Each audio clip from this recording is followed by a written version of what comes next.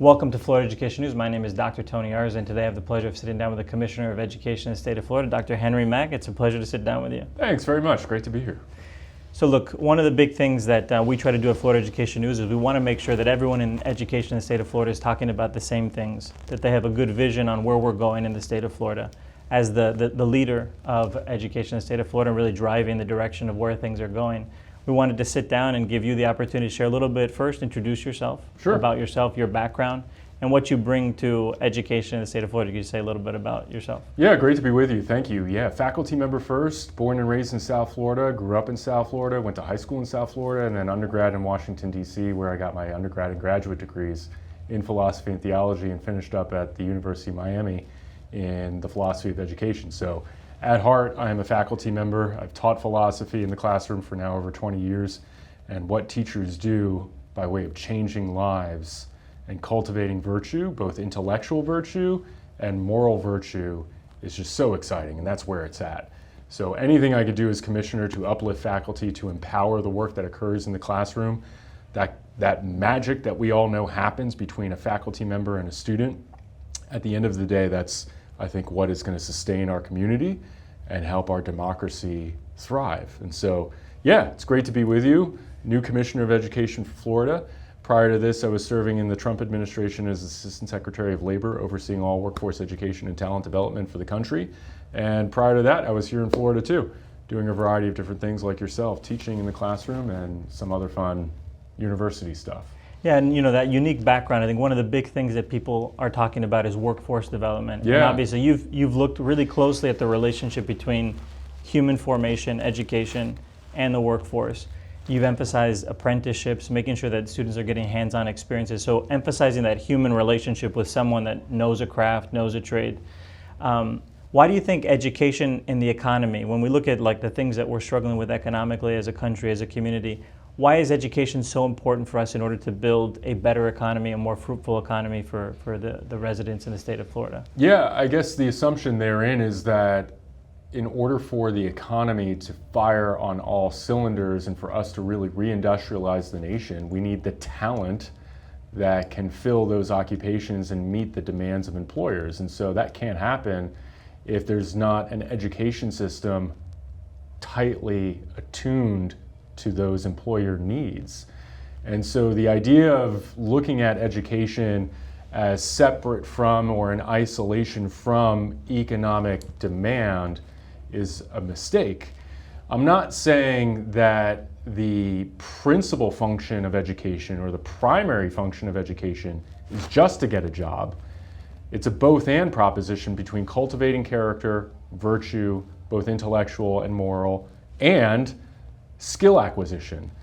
Since we know, I think maybe as philosophers and theologians ourselves, or at least I pretend to be one, we know that a happy life and a good life necessarily depends in some form or fashion on an individual's ability to earn a wage, to have a dignified work experience, and to provide for their family and for their community.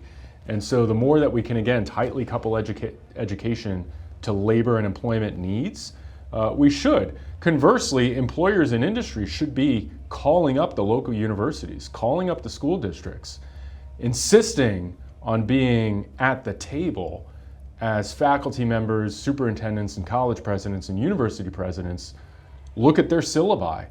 We need to hear from industry in the same way that I think, industry needs to hear from us.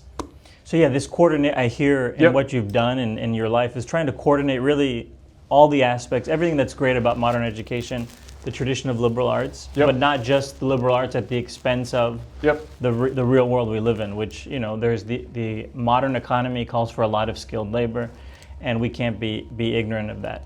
What message? It's a both and proposition, right? As a good philosopher would always sort of find that balance. Yes, it's not an either or. Life is never about either ors. It's always about both ands. So. And what message would you want to send to school board members, superintendents, principals, teachers that are on the ground that, right, this vision that you have that I also believe, and I believe everyone in the state of Florida believes that we need to do a better job at forming our youth so that we can build a better future for Florida.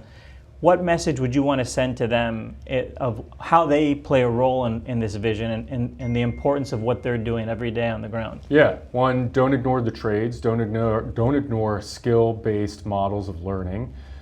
Double down on industry certifications and CTE, or career and technical education pathways. Don't default into AP and college for all mindsets as if the university is the only pathway to a good life. It's not. And I think school board superintendents in particular, I think, need to really think hard and fast about how they are cultivating interest in applied learning in view of those in-demand occupations through a career and technical education program or through a pre-apprenticeship or a registered apprenticeship. Many people balk, for example, at registered apprenticeships because they immediately perceive it to be just about construction trades or just about the skilled trades or tied to a union. It's anything but that. It's about emerging occupations and needs. It's non-unionized training. It's an earn and learn applied model of education that I think we really need to revisit. I think the second thing I would say too, we need to think about how, I would encourage everyone thinking about how to personalize education in a way that meets students where they're at in a greater way than what's happening now.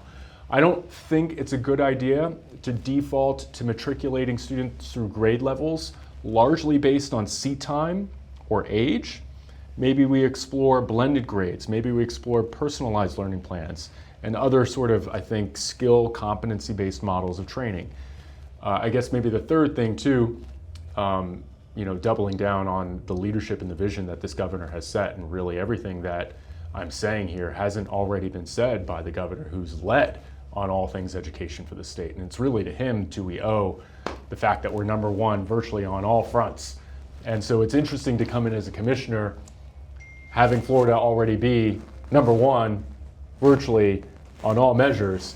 And so the pressure is on to keep the foot on the gas and to keep us at number one, certainly for the years to come. And part of that is expanding choice, providing, again, more personalized, individualized approaches to education. And I think the choice movement does that, and to uplift the voice of the parent in the child's education. Again, I think hearkening back on our philosophy and theology training, we know that the parent is the principal formator and decision maker in a child's life. We can't ignore that. Well, look, I know you have a busy schedule, so thanks so much for sitting down. It's been a real pleasure. Yeah, looking forward to leading the state of Florida, and thanks for everything you're doing, and certainly everybody that's watching, don't hesitate to be a part of the movement.